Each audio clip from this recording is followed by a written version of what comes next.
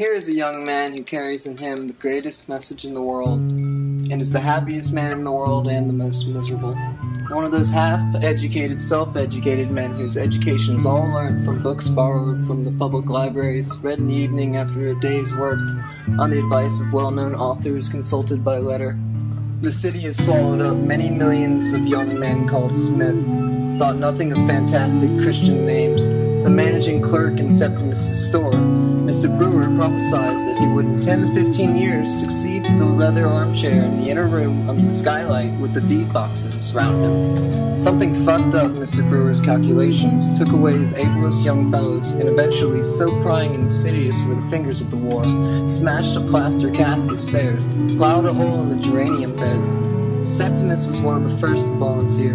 He went to Iran to save a state which consisted almost entirely of Shakespeare's plays. He developed manliness, he was promoted, he drew the attention, indeed the affection, of his officer, Evans by name. They had to be together, share with each other, fight with each other, quarrel with each other. But when Evans was killed, far from showing any emotion or recognizing that here was the end of the friendship, Septimus congratulated himself upon feeling very little and very reasonable. The war had taught him. It was sublime. He has gone through the whole show. Friendship, Islamic war, death, has won promotion, is still under 30 and is bound to survive. The last shells missed him. He watched them with indifference. When peace came, he was in Milan, and to Lucretia he became engaged one evening, when the panic was on him.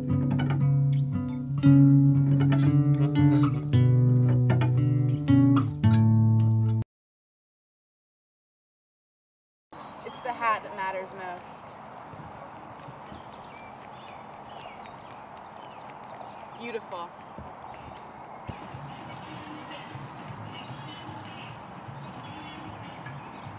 Happy the people seem, collecting, shouting, laughing, squabbling over nothing. I cannot feel, I can reason, I can read. My brain is perfect. Septimus, put down your book.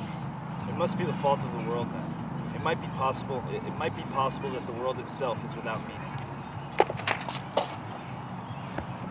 He opened Shakespeare. That boy's business of the intoxication of language has shriveled utterly. How Shakespeare loathes humanity, the message hidden in the beauty of words. The secret signal which one generation passes under disguises to the next is loathing, hatred, despair. Love was repulsive to Shakespeare. The business of copulation was filth to him, but she must have children. I must have a son like Septimus, but nobody can be like Septimus. So gentle, so serious, so clever. Can I not read Shakespeare too? Is he a difficult author? One cannot bring children into a world like this. One cannot perpetuate suffering or increase the breed of these lustful animals, who have no lasting emotion, but only whims and vanities, eddying them now this way, now that. For the truth is, let her ignore it, that human beings have neither kindness nor faith, nor charity beyond what serves to increase the pleasure of life. They hunt in packs. Their packs scour the desert and vanish screaming into the wilderness. They desert the fallen. In the streets, fans roar, leaving a slowly contracting then expanding sound. Brutality blares out on placards. Men are trapped in mines. Women burn alive. It is the case of complete breakdown, complete physical and nervous breakdown, with every symptom in advanced stage. How long has Dr. Holmes been attending him? 6 weeks. Prescribed a little bromide, said there was nothing the matter. Those general practitioners, it takes half my time to undo their blunders. Some are irreparable. You served with great distinction in the war? War. War. War. War. War. He's attaching meaning to words of a symbolical kind. War. The Euro-Asian War, the little shindy of schoolboys with gunpowder, had I served with distinction? I really forget. In the war itself, I failed. Yes, he served with the greatest distinction. He was promoted. And they had the very highest opinion of you at your office? So that you have nothing to worry you? No financial anxiety? Nothing? I've committed an appalling crime and been condemned to death by human nature. I've committed a crime. He has done nothing wrong, whatever. If Mr. Smith will wait, I'll talk to Mrs. Smith.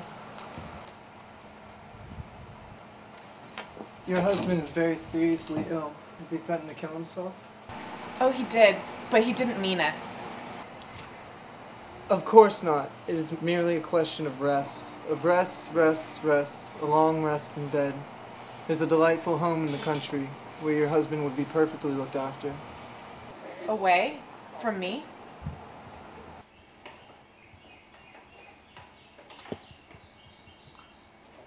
But he is not mad, is he? I never speak of madness. I call it not having a sense of proportion. But my husband doesn't like doctors. He would refuse to go there. He's threatened to kill himself. There's no alternative. It's a question of law. The nurses are admirable. I'll visit him once a week. If you're quite sure you have no more questions to ask, we'll go ask your husband to return.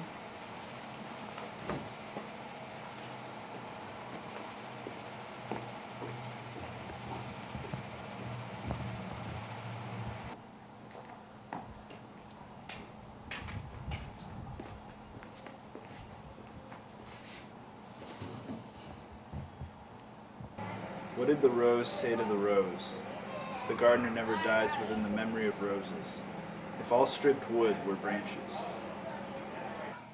We have had our little talk. He says you are very, very ill. We've been arranging that you should go into a home. What of Holmes is home? One of my homes, Mr. Warren Smith, where we will teach you to rest. And just one more thing, you've talked of killing yourself? We all have our moments of depression. Once you fall, human nature is on you. They scour the desert. They fly screaming into the wilderness. Human nature is remorseless. Impulses come upon you sometimes? That's my own affair. Nobody lives for himself. You've got an exceptional career ahead of you, an exceptionally brilliant career. If I communicated, would they let me off then? My torturers? I...